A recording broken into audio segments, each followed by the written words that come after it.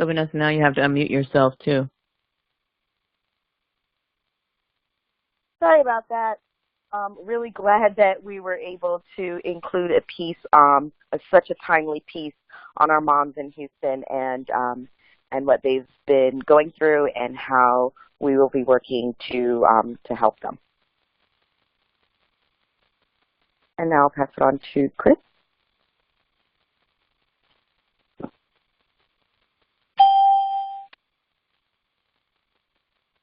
Chris Baldwin, please. Good morning, Mom. Good morning. I wanted to share with you the importance of continuing to share the word about Mob United to your friends and to your other sister circles. Our mission, as you know, is very important.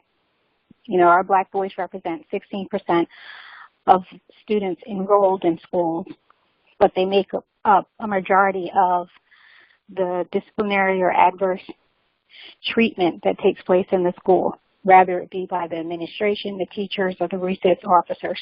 So our sons are continuing to be targeted. I'm a member of MOB, just like many of you that are on this call.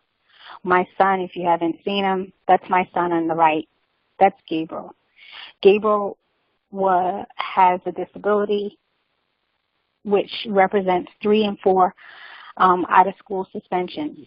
My son, at the age of 6 years old in first grade, he was suspended for school.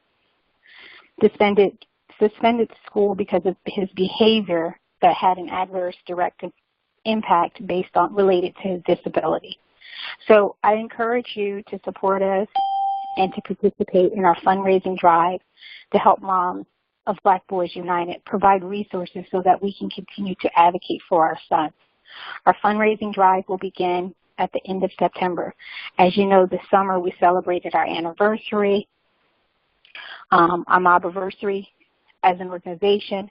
Through all of your work and your dedication, we were able to celebrate our first year. But now we're making a shift to go from our membership drive to our fundraising drive. The fundraising is extremely important because that's going to provide more financial resources so that we can do more advocacy work and we can continue to spread the word, the importance that our sons are more than just the color of their skin and the perceptions that media has placed out in society undescribed. We need to create our own narrative. So it's great that we are partnering with the Social Cinema project that Natasha will be hosting and moderating. So we need your support to continue to, as we come out with different programs this September and October and through the whole fall with our fundraising efforts.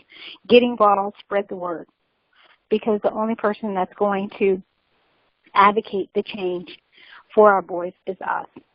Thank you, ladies. Enjoy your Saturday and enjoy the presentation.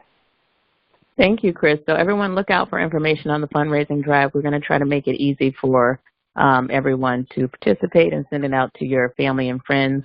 Just want to thank everyone who joined over the summer as a member. I'm guessing that probably most people on the phone is already a member, but if not, please go on and join at mobunited.org/join.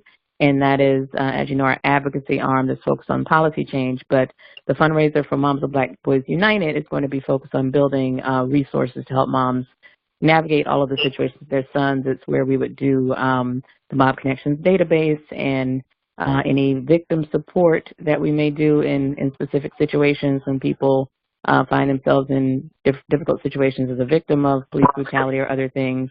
And also it's the organization that will produce all of our image campaigns and seminars, all of that. So it's really important, and we need your support and support of your family, friends, etc. So stay tuned. Certainly by the next call, we'll have a lot more information on the specifics. Next up, we have an exciting new strategic partnership. Yep. Am I still on here? Can you guys still hear me? Yeah, we hear you. Great. So it's, it's great, Natasha, because we're just talking, about how we have to advocate on behalf of our sons and provide resources so other moms can advocate on behalf of their sons through Moms of Black Boys United and the network and data we're putting together. And I think that this strategic partnership that we are doing with San Diego State University is a great way to kind of kick that off. Black Minds Matter is a free course that we are being given an opportunity to participate in a major way, along with a number of other institutions. It is a public course that's being done at San Diego State University, a free online public course being taught by Professor Dr. Luke Wood, who's a professor of education at San Diego State University. And the focus of this class or this course, which is, by the way, a part of their doctoral program, is kind of taking a look at the experiences and realities of Black males in education and drawing parallels between the Black Lives Matter movement and the ways that Black minds are engaged in the classroom. And the course will, balance the issues that are facing our Black male students, as well as offer research-based strategies for improving their success. And the great part about it is that this course will also provide resources to educators and to moms that are, and to parents as a whole, that are looking to advocate on behalf of their sons. And they will be listing Moms of Black Boys United as one of those resources. So I'm really excited about our partnership with them. And I'm going to throw it to Kamari, who's our Chair of Education, so that she can share more about this awesome strategic partnership that we're doing.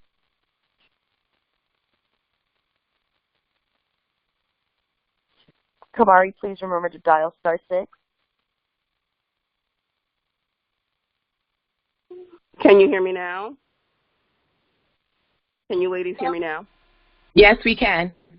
Okay, sorry about that. I was still muted. Thank you so much, Vanessa. So this partnership with Dr. Wood and the San Diego State University is extremely, it's going to be something that's going to be great for MOB. The Black Minds Matter addresses experiences and realities of Black males in education, drawing parallels between the Black Lives Matter movement and the ways that Black minds are engaged in the classroom. I'm quite sure a lot of us moms can definitely relate to that. The course will balance a discussion of issues facing Black male students, as well as offer research-based strategies for improving their success. It is an 8-part series, and we're going to be involved in this series. There will be 2 calls that Dr. Wood will be on with us on a Saturday call, and we'll be able to ask questions and be a part of this wonderful, wonderful research-based project. Some of the partners for this great project is going to be the Campaign for Black Male Achievement, the Education Trust West, a policy organization led by the former Secretary of Education under the Obama administration, as well as Our Scholarships Matter, a parallel company that helps fund and promote the series, the lecture series. So it will be an awesome opportunity for us to be involved. We'll be able to ask questions. We'll be able to take part in the series, this free public course that's going to be offered to a few satellite universities, as well as a few organizations, and we will be a part of the organizations that will be able to participate. This is something that's kind of closed. It's offered to the joint PhD program, so it's something that's kind of closed, so it's very, very special to MOB because we'll be able to experience this and find out more. A lot of these series speakers that will be coming on, and we'll be able to ask questions and find out more about how we can help our own sons.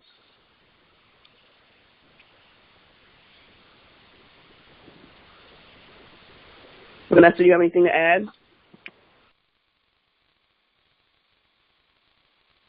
No, ma'am.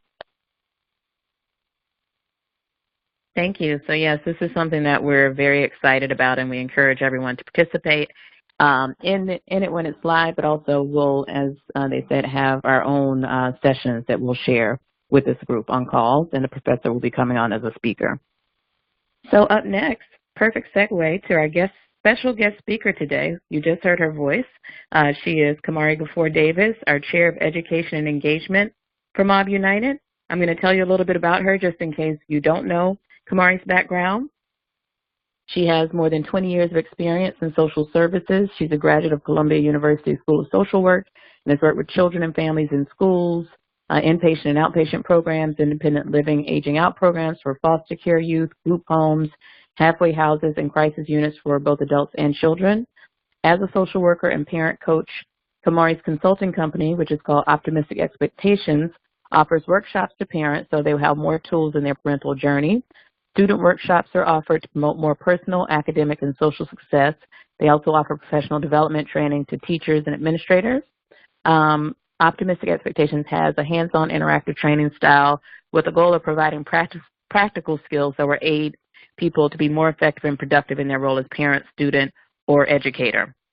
She also wrote a book. It's called Real Talk, 10 Parenting Strategies to Raise Confident, Successful Children, and it's used as a guide and curriculum offering for practical strategies to raise children who are academically and socially successful, as well as self-confident, integrity-filled, and resilient, something that all those things we want our children to be. She also created a game. It's called Family Values, the game that gets family talking, so families can have even more ways to connect, build relationships, share morals and values, communicate their thoughts, ideas, and familiar concerns. Optimistic Expectations team trains and facilitates workshops in New Jersey, Connecticut, Pennsylvania, and New York, in churches, nonprofits, public and private schools, and daycare centers. They provide in-service training to public and private school staff, teachers, and mental health training to nonprofit organizations. Kamari is currently an adjunct professor in continuing education at Montclair State University in the sociology department and has worked at Essex County, Passaic County, Berkeley College, and Hunter College in their sociology and social work department since 2002. She is married with 4 sons, ranging in age from 9 to 24. So with that, I introduce you to and welcome Kamari Gafoor Davis. Take it away. Thank you. Thank you so much. I appreciate you. So today we're just going to talk a little bit about how we can prepare our children for success. There were tips that were added on to our Facebook page that were allowing moms to see some of these tips, and we'll just go into more detail here on the call. So some of these tips for a successful year, obviously part of this was the reason why I put these together was because I do a lot of workshops in schools, and so many times when I talk with parents, they tell me how they want their children to be successful, but they don't always know how they can help them. I mean, of course, us being supportive and encouraging to our kids is always helpful, but I always try to give a few little tidbits that we can work on as parents so that we can make sure that we are there for our kids and able to help them be successful. So the first tip is talk to your child about their goals for the year. Academic in and out of school extracurricular activities like sports and personal goals. And one of the reasons why I tell parents to do this is because sometimes we just go into the school year just, okay, first day of school, get dressed, let's go. And some of those conversations are not had. Now, of course, a lot of us moms are definitely talking to our kids, but I do talk with a lot of parents who do not talk to their kids about what their goals are for the school year. So first you want to have your child write down these goals. It can be as simple as a checkoff list for things that they want to achieve. I want to get good grades. I want to get along with friends. For example, my 10-year-old, one of the first things on his list is always, I want to make more friends because he loves the friends. He loves to socialize. So just making sure that you can just come up with a checkoff list, or they can come up with a vision board, which I know that one of the moms had done, and they posted it on Facebook. So you can have it as something that can be as a family, where the whole family puts in this vision board what their goals are for the school year, or the child can have a vision board for their goals. But you want to make it a conversation that the whole family can have and create a vision board for the child or for the whole entire family.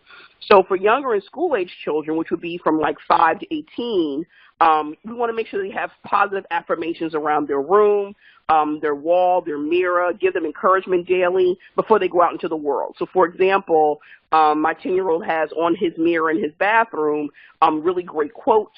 He has on there his I am statements, which I mentioned in one of the calls that we had before, how he has I am powerful, I am great, I am handsome, because a lot of times our kids are dealing with so much negativity when they leave our houses. We want to make sure that we're equipping them from the beginning of the day so they can have it all around them how great they are. Because unfortunately, our kids are walking into a world where their self-esteem is being chipped away every single day. And sometimes as parents, we're just like, oh, get over it. They'll be fine. Oh, you'll be okay. Ignore what they're saying. But the reality is it still hurts. It doesn't mean that they're necessarily walking out there and saying, well, none of these things that people are saying to me are hurting. But because of the fact that we want to make sure that we're equipping them with this great, shield to walk out into the world, I am statements are really great to have. You can go to the next slide.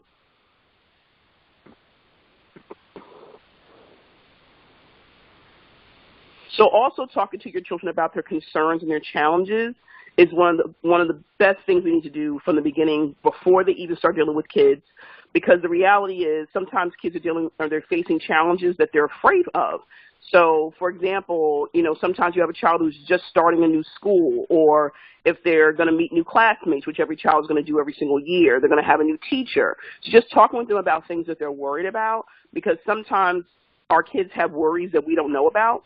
And I meet so many parents that they have 8-year-olds, 7-year-olds who have fears and things that they're going through when they're not talking to their parents about it. And sometimes our children don't always tell us because they're afraid. Sometimes, they approach us and they'll tell us if they're upset about something, and we're sometimes dismissive. I meet a lot of parents who are very dismissive of their children's feelings. So we want to make sure that we're finding out what they're scared of, what their concerns are, what they feel their challenges are going to be for the school year, and we want to flesh out all those issues and talk with them about it. And also we want to offer our children encouraging words of support, as we always do as moms. And we want to make sure that we're also talking with our spouses, our significant others, the children's other parent, about how they can also help out. Because I found a lot that moms are always encouraging and we're always there and we're always talking to our kids, but then I talk with dads who are in some of my workshops and they're like, well, I kind of just thought that, not that I'm not supposed to talk to my kids, but I'm always working. And I have to tell dads sometimes that, kids also need encouragement from their fathers too. They need encouragement from their other parent. They need encouragement from the significant other, because it helps to have everyone on the same page that's in the house or not in the home. So we also want to talk about showing up for our children, which is very, very important. I mean, I know back to school nights are this week. I know there's a lot in my town this week. There are a lot in my town next week. So making sure that we're showing up to school functions. You have no idea how many workshops I do, and parents will say, well, I normally just go to the functions that my kid is in. So if their child is in a play or if their child is singing or something like that. So we want to make sure we're showing up all the time, because our kids are paying attention to when we don't show up. So and also for parents, writing down your own goals for the upcoming school year. So this, again, can be a checklist as a parent, or we can make a parent promise. So whenever I do workshops with parents in the beginning of the school year, I always tell us to make sure we have a parent promise. It could be a list of things that you plan to do as a parent. It could be something that you leave on your fridge. It could be something that's a commitment to yourself. I actually have mine on an index card in my pocketbook, and I look at it. So it's just about making sure that we have our own goals for the school year as well. So when I say this, I mean, for example, I have a lot of moms who are very on their kids about their grades, doing well in school, doing what they need to do. And sometimes as parents, we can be overbearing. And I know that we don't want to call ourselves that, but sometimes we can be a little overbearing on our children. So just making sure that we're being a little more of an encourager and a supporter, opposed to being critical, because that's very, very tough on our children. Like, so for example, on my parent promise, I have on there that I'm showing up, I'm paying attention, because my son always tells me that I'm always multitasking. It's gotten to the point now in my house, I think I mentioned this before, where I can't have my computer open when it's bedtime, because he told me that I'm always in my computer. So now my computer can't even be on at bedtime. When we say our prayers, my computer has to be off, because there's been times when it was on and he's just like, you're not even paying attention to my prayers. So that's always going to be on my parent promise, that I'm making sure that I'm there in the moment, because sometimes for me, I'm always multitasking, which I know a lot of us are doing the same thing. So this commitment could be for ourselves, or we can share with our children, but this is just a great way for us to make sure that we're staying focused in terms of what our goals are and in terms of where we should be as parents. You can go to the next slide. So for the new school year, like I mentioned before, attending back to school functions, attending their school functions, PTO, like there's a PTO meeting this Tuesday at my son's school, and although I normally leave right after I drop him off, I'm going to stay for the PTO meeting and then go into work late. I know that's not always an option for some parents, but I know some schools that have PTO meetings in the morning, sometimes in the evenings and other times, so they can make sure that all parents can go. But just making sure that you're connecting with your PTO is important. And I do want to hear how many of you guys are involved in your PTO when we open this up for questions and answers, because this is something that as parents we really have to be involved. Being involved in the school board, which we talked about before, being involved in the PTO, PTA, getting involved in the school functions, making sure that we're showing up, because even things like that will help our children in the long run, because when people see us and they see us at these functions, our children can less likely be the ones that are a target of certain things. So, for example, I had one mom that talked with me a couple of years ago that was telling me how she didn't really get involved in things because sometimes she just felt like the school only contacted her when they wanted money. So maybe a few years later, I talked to this mom again because she came to another workshop, and she was saying how she started getting involved, and things that were happening to her son in the past were no longer happening because they saw her all the time. It makes a difference when we show up. It makes a difference when we're there. It makes a difference when our children's teacher sees us there and the principal knows us. Look, for example, when we first moved to Pennsylvania a couple years ago, I was determined to be a part of everything because we were moving into an area that was not minority. My son literally is one of the only brown children in his classroom, and I knew daggone well I didn't want him to be a target. So I joined the PTO, I joined the school board, I'm a part of the parent association, I go to all the school board meetings, I know the superintendent's cell phone number because I made sure that he was not going to be a target in this district because I know that that happens a lot. So meeting your child's teacher, of course, is important, and connecting with them often. I wouldn't say talk with them like every single day. That may happen when your child is younger. So any parent who has a child that's under the age of like 6, like first grade and under, you may talk with your teacher more often. And sometimes teachers have school boards. They have I know they have Facebook pages. Sometimes they have Twitter handles. Sometimes they even have Instagram pages. So find out how your child's teacher is connecting with the parents, because a lot of times the teachers have ways that they're connecting that we don't even know about. Like, for example, in our school, there's a class dojo, and she posts things all the time, pictures of the classroom, things that she's doing. So we want to make sure that we're involved in contact with them often. As our kids get older, obviously we're not going to touch base with the teacher every day, but I would say like middle school, you should be connecting with your child's teacher at least maybe every couple weeks just to see how they're doing, how everything's going, you know, if your child is struggling anywhere, anything that you can do at home. And of course in high school, where parents I talk to all the time tell me, well, I started backing off because at this point they should be able to do this on their own. But realistically, kids still need us when they're in high school. So I would still say to connect with the teacher, if it's not every month, every couple months, because you need to make sure that you're in touch base with them. I talk to parents all the time that had no idea their child was going to fail, no idea their child was not doing well in a class, and had not gotten in contact with the teacher whatsoever. And that's a problem. Our kids should not get poor grades, and we didn't know about it. So if you're connecting with the teacher often, or the teachers often, which would happen in high school, obviously, sometimes we're not shocked if a grade comes out and that's poor. So we want to make sure that we're connecting with the teachers often and speaking with them and asking them, how can you help at home? And even when they're in high school, kids still need support. Thank you. You can go to the next slide. Okay, so I want to go into school bullies because this is one thing that is extremely prevalent, and it's happening to our kids every single day. We want to talk with our kids about standing up for themselves. I know that we did a session a couple months ago on bullying, but I just want to touch base a little bit on these topics. But standing up for themselves is important. Please talk with your children about if something's going on in school, tell you about it. It shouldn't be a secret. If something's going on where they're feeling uncomfortable, if somebody is being mean to them, we should know immediately. So we have to talk to our kids about talking to us. Part of that also becomes us as parents being gentle with our children, because sometimes I know back in the day we had plenty of bullies. I mean, matter of fact, I had a bully myself, and we actually became friends later on in life. But the reality is, it still makes you feel some kind of way when someone's targeting you. So we want to make sure that we're talking to our kids about standing up for themselves, telling someone when someone's bothering them, speaking up for themselves to that person as well as telling an adult, because a lot of times kids are not telling adults. They're not telling someone that they're going through this. And also we want to talk to our kids about not being a bully, because sometimes I talk to parents all the time that had no idea their child is terrorizing the whole class. So we want to make sure that we know the kind of personality our child has, if our children are aggressive, and if they are aggressive, what can we do to kind of like make that into something positive, because I've known parents where they have an aggressive child, they put them in a sport so that they can push out that aggression, or they can utilize that energy for something positive. So we want to make sure that we're making sure that our kids are not bullies. And then also connecting with the school when situations arise. You have no idea how many parents I speak to where the child is being terrorized and they're not saying anything to the school. And when something finally happens where the child pops the kid, then they're in trouble and then they're getting suspended. And the parent's like, well, they've been bothering my child for a long time. And the principal's like, you never let me know. So we want to make sure that we are connecting with the school and telling them when things are happening, getting the principal involved, the social worker involved, the guidance counselor involved, the teacher involved. And this happens very often. Matter of fact, my my Ethan last year, a kid was telling him every single day that he was dumb. Like every single day he's telling them that. He was already struggling in math. I told you guys the story before. And it was horrible because this kid was literally being nasty to him knowing that he was struggling. This one little kid said to him, "I'll always be smarter than you because I'm white." I mean, I don't know how a person even says that to somebody else, but the reality is we've got to make sure that we're talking to our kids about things that are happening, because I immediately went to the principal and it got dealt with.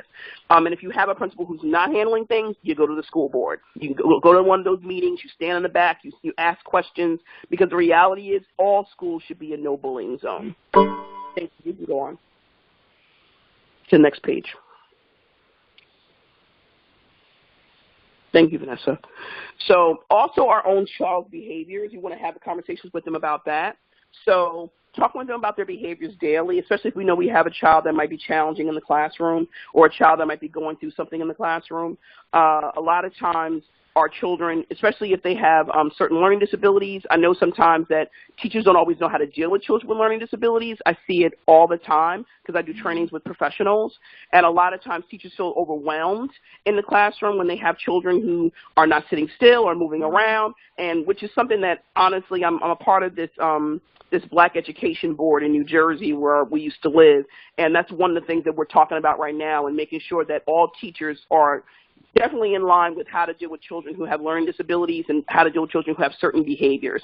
Because the reality is sometimes these teachers are not equipped to go into a classroom and deal with children of certain learning disabilities and certain behaviors, and then the classroom gets out of control.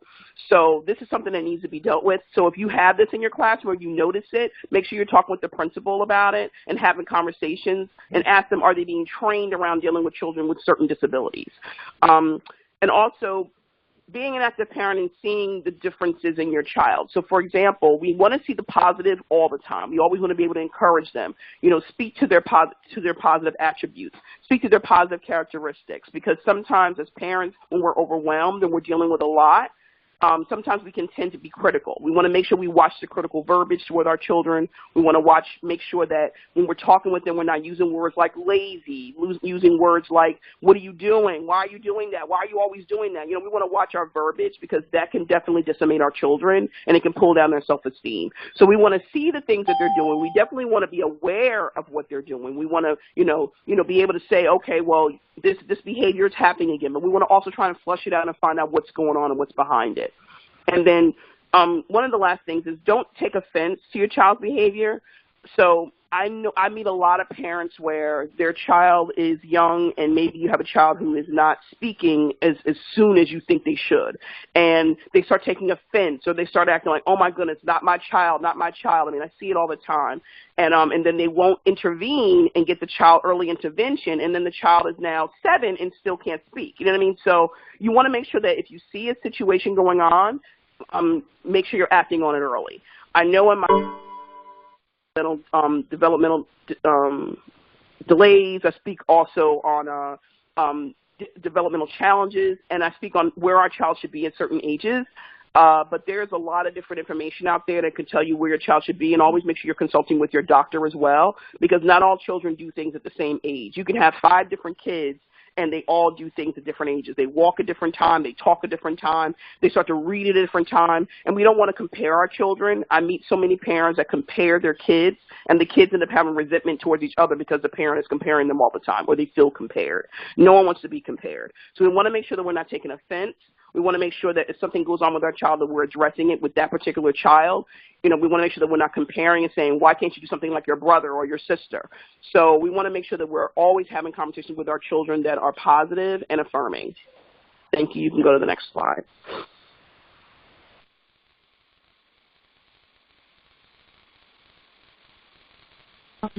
Okay, so this one of the last slides is talking about children who are going on to college, so those in high school.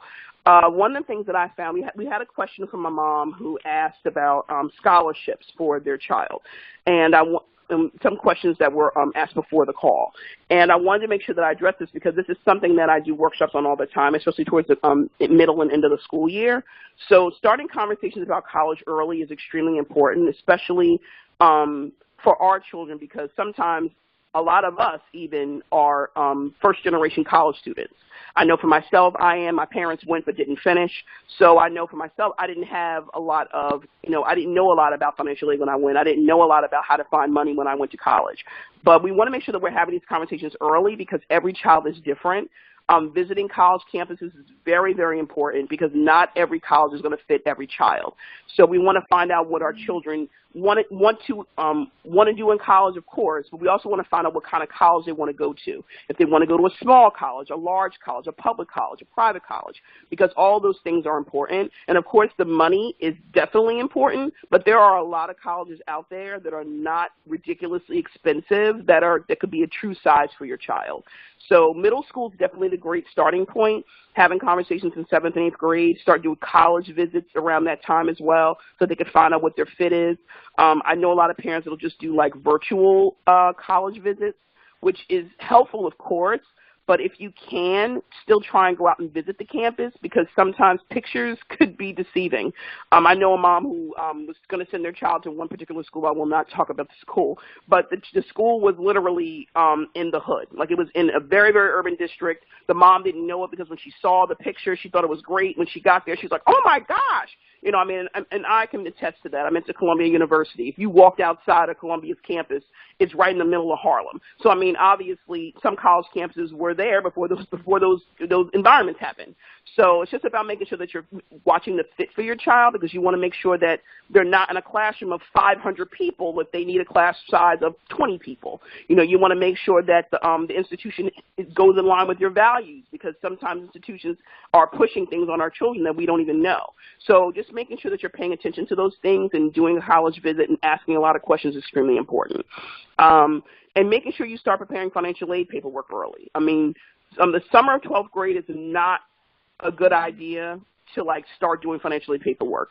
You should start putting things together earlier than that and then submitting in the summer of 12th grade to get early decision funding because there's so much funding out there and people don't even realize that if you wait until how they tell you, well, everything needs to be in by March 15th. If you wait until March 15th of your child's senior year, you will not get as much funding as if you put it in September of their senior year.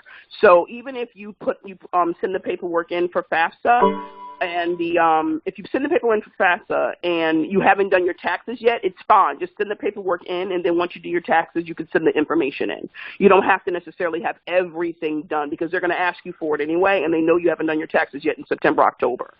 So just making sure that you get early decision funding is important. And I know a lot of parents get early decision making, they find out where their child's going to be going early. That's always great, but sometimes kids don't always know where they want to go. But just making sure the FAFSA is completed is very important. And then I also have a scholarship website here. It's for this organization called Scholly. My son, Kumar, who's now going to be 25 in October, so can't believe that, went to Drexel University. And this gentleman here in the picture, he created this website called Scholly. And it's a scholar. He actually got over $1 million of scholarships, this gentleman who started this organization. And now my son's best friend works for this gentleman, and they've moved to California now. But this website has great resources. It's a Scholly demo, so if you have a child who's in the 12th grade, I would definitely say to go on this demo now because this actually is a free link for you to use. I spoke with them yesterday, and they told me that the link is still good. So it's a free link because normally I do believe the price is $2.99 for you to go on the website. But this website right now, the scholarships are free. You can go on there and you can register and you can get them for free. So I'm hoping that you guys will take advantage of that if you have children who are in high school and about to go off to college because it seems like it's a really good opportunity. You can go on to the next slide.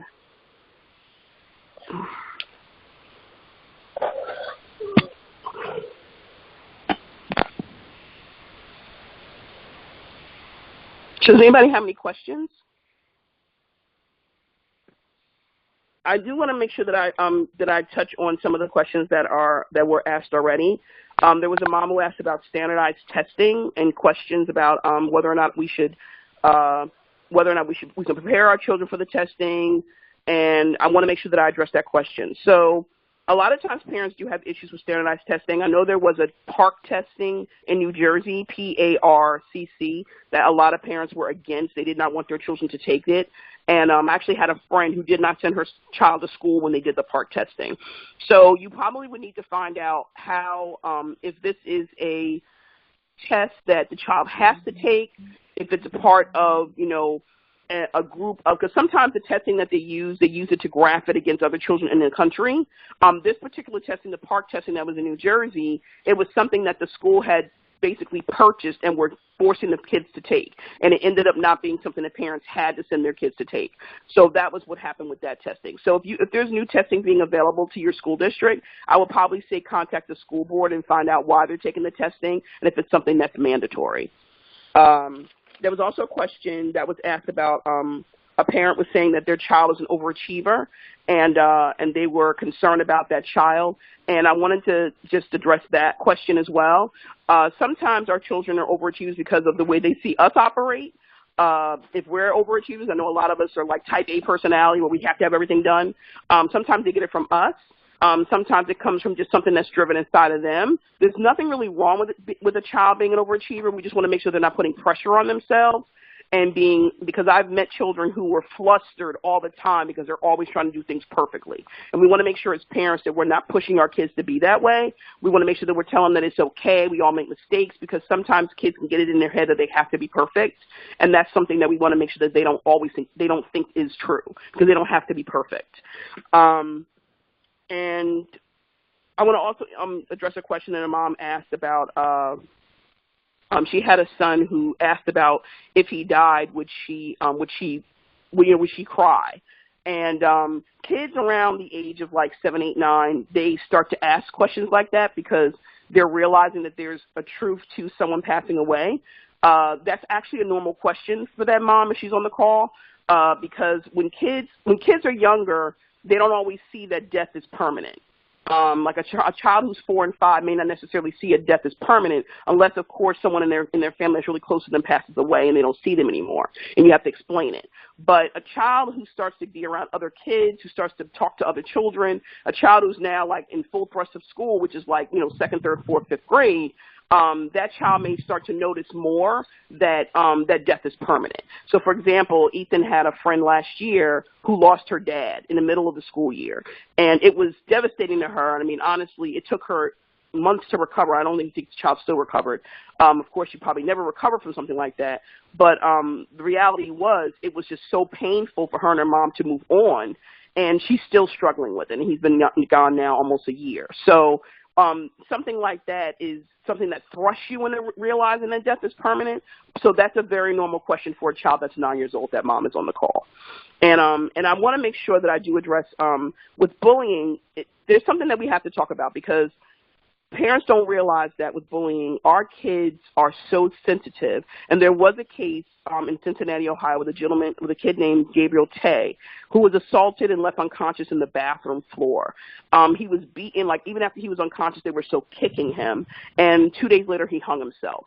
So we want to make sure that we are addressing bullying and we're talking with our kids because I have been in social services for such a long time. And the youngest child I've ever worked that I ever came in contact with their family who harmed themselves because of bullying was 6. And that child also tried to hang themselves.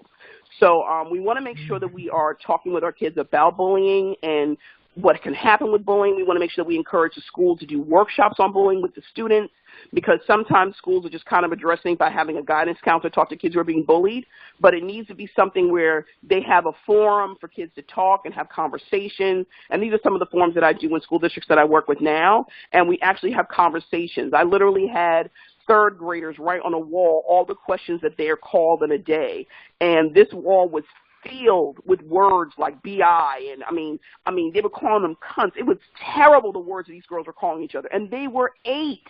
So it's real when it comes to this bullying epidemic, and we have to make sure as parents that we're taking it seriously. Thank you so much, guys. Anybody have any questions?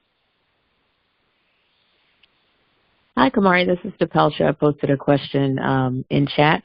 Before I ask my question, I just want to thank you so much. This is great information, and we encourage anyone else on the call to ask questions by star sixing to unmute yourself. But my question was, how do you balance speaking to your children positively and building them up, and also versus giving them a false sense of reality? And what I mean by that, we do a lot of the things you said, I am statements and saying very positive things to make sure they leave home with lots of self-esteem. But my youngest son, as a result, thinks he's good at everything and he can do everything. And there's some things he actually needs to really work on. So I don't want him to think that, I try to say, no, but you need to work on it. He's like, nope, I'm good at that. Like, he thinks he's good at everything in the world. So how do you balance, working on their developmental areas and being positive and make sure you instill confidence? Yes. That's a very good question. And I can't see the questions in chat. So if you do have questions in chat, because I can't pull it up, I can't find them, you can just speak to them out loud. I would say this. First of all, of course, there are some kids that think they're invincible. And honestly, he's such a cutie pie. And honestly, he's such a cutie pie. I love his questions. And honestly, at his age, that is so normal. You know what I mean? Because, and he'll also learn in competitive sports. And, when he gets involved in more activities, he'll also see that, oh, man, I'm not going to always win. You know what I mean? So right, yeah. I would say to still build that up in him. And then as time goes on, start asking him, hey, are these some things that you think you could work on? Because as parents, we want to definitely make sure that we're telling them things they have to work on, but we also want them to come up with it on their own. Because if we're just telling them, they're not hearing it. You know what I mean? They kind of sometimes have to experience it themselves to get it.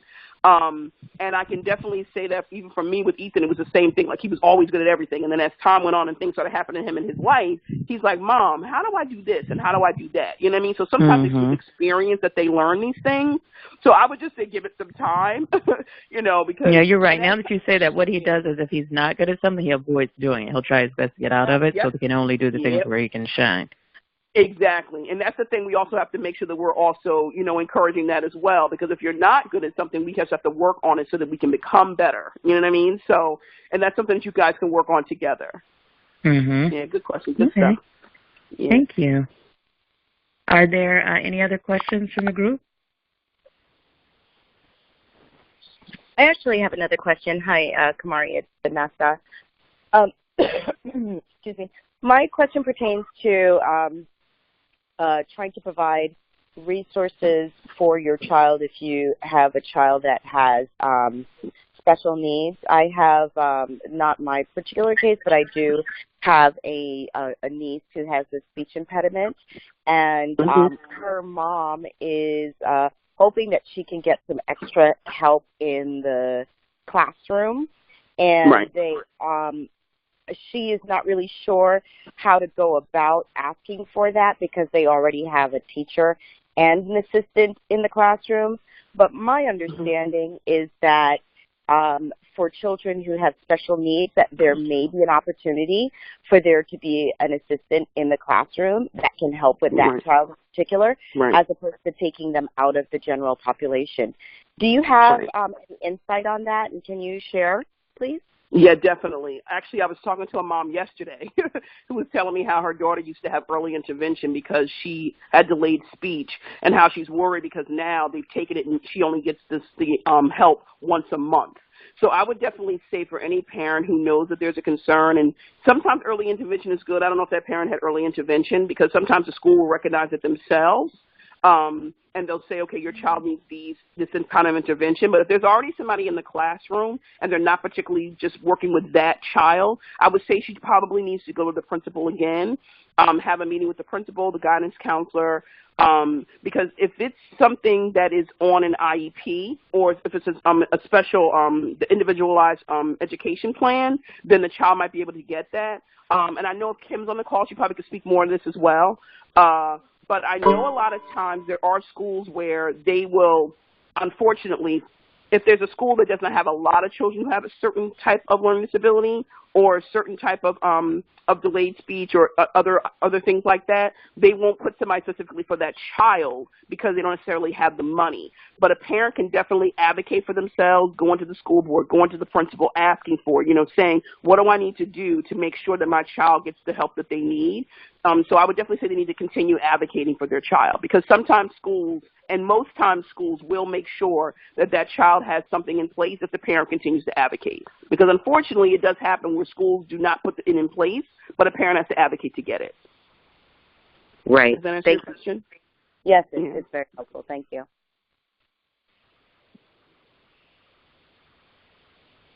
I have a question, Kamari, and thank you again for this presentation and lending your professionalism to us at Mom United. My question is, oftentimes our boys aren't afforded the same leniency as, just being a kid when they do have special needs. For example, it's, the focus is on behavior and the behavior issues versus what the special needs are. Right. Where if you have our counterparts who are Caucasian, they chalk the first thing is, he has the special needs. But when it's our kids, it's like, there's behavior issues, not that, maybe the first issue is the special needs.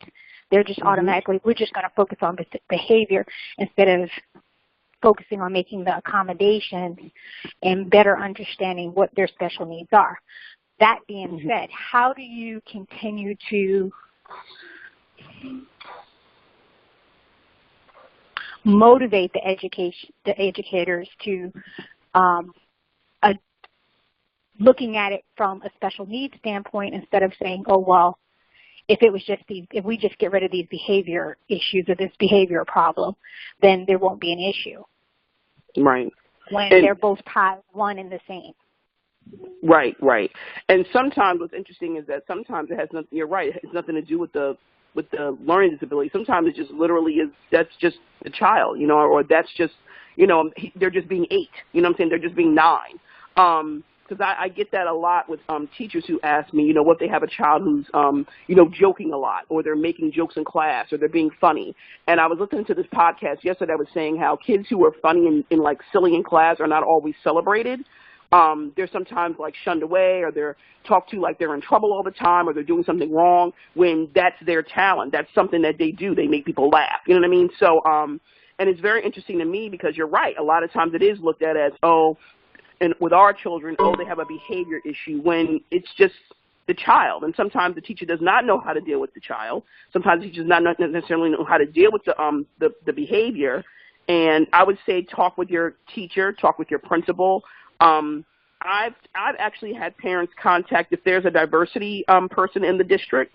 I know a lot of districts do have that, especially if they're districts that were not necessarily diverse always. They'll have somebody who's an equity person in the district. A lot of districts have a person who is the director of equity or diversity. So I would definitely say to look into that if you have that in your school district and to find out who that person is and connect with them and find out how are they dealing with these particular things. How are they dealing with children who are of color, who have learning disabilities or behaviors or certain behaviors? Are we making sure that those children are not being ostracized or pinpointed or someone just putting a bullseye around them as a child who doesn't listen? So I would definitely say to connect. Always with your principal, teachers, school boards, going to meetings, finding out, who handles certain things, because I do a lot of cultural diversity trainings in schools around how to deal with certain things in classrooms, because our kids are pinpointed all the time. I did a workshop a couple weeks ago where they were saying how they find that the teachers will point out the kids who are brown, and then the other kids who are not, they're kind of like, okay, well, that's just them. That's just how they behave, which is not fair. So I would definitely say to bring it to the light and make sure that they're aware that that's happening. Does that answer your question, Chris? Yes, thank you.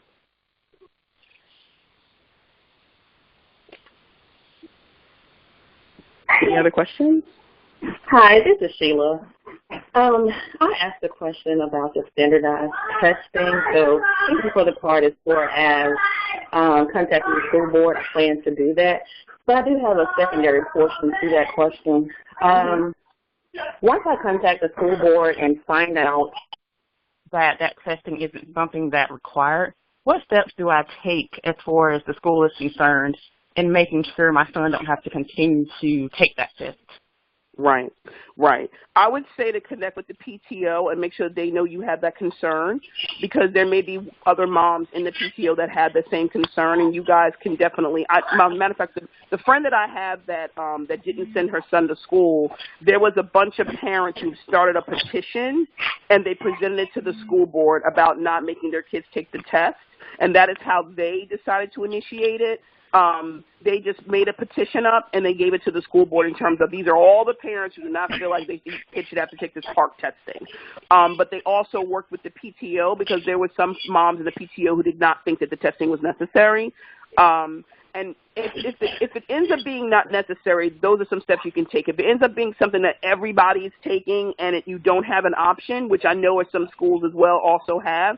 So, for example, New Jersey Ask is something that's offered in New Jersey, and they don't have a choice. They have to take it. But the park was something that the district was introducing, and it wasn't something that was mandatory.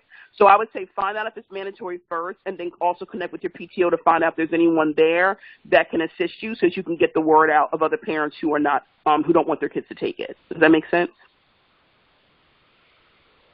Because the basic thing is if you're saying it yourself, not to say it won't matter, but if you have a bunch of parents who still feel the same thing, you probably could get more accomplished if there's more parents who want to be involved as well.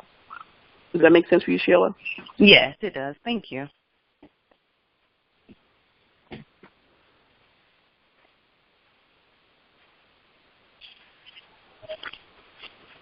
Any other questions, ladies? I know we're running out of time. Hey, Kamari, I have one quick question. As you were talking a little bit about making sure, we're aware that our children are not bullies. We want to keep ourselves aware if they are and what we should do. Do you have any tips on what we can do as far as imparting more compassion in our kids as it relates to special needs kids, how we can create, sort of encourage them and inspire them to be more compassionate and accepting of special needs kids? Any, maybe 2 tips that we can give them and offer them and sort of pass on to them so that we know that we are working more toward compassionate beings? Yeah, I mean, honestly, that's such a great question, Achieva, because there's times when I talk to parents that they don't even get it. Like, I mean, and it's unfortunate because we live in a very uncompassionate world where even, unfortunately, 45 makes fun of people who have disabilities. So the world that we live in definitely kind of supports our kids being uncompassionate for others or non-compassionate for others. It also makes it so that we're harsher towards others as well.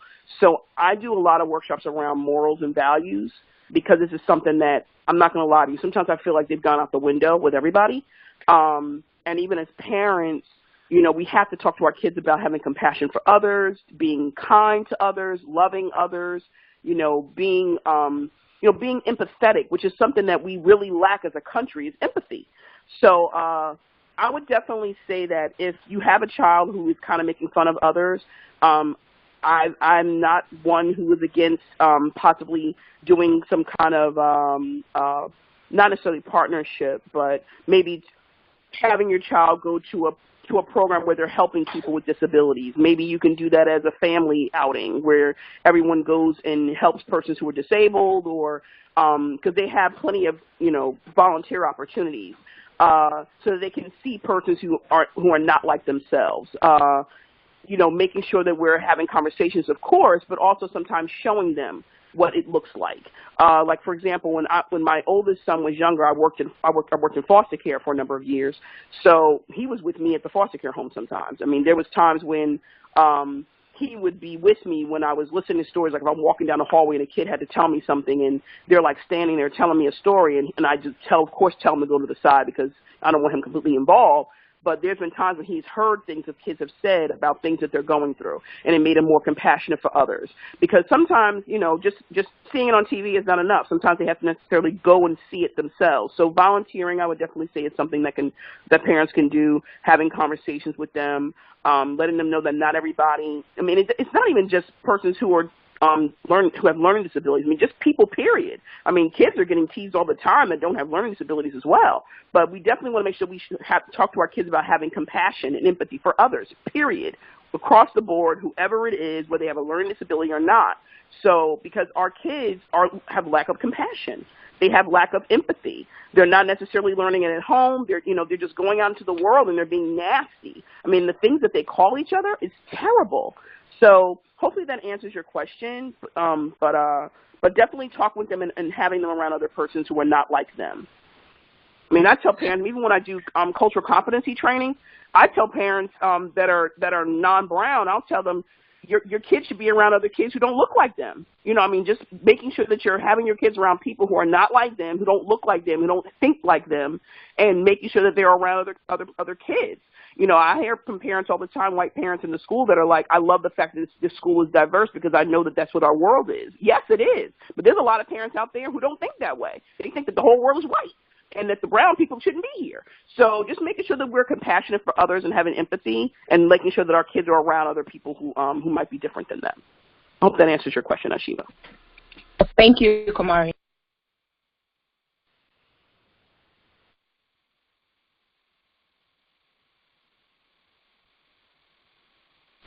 Okay, any other questions? Yeah, we'll wrap up.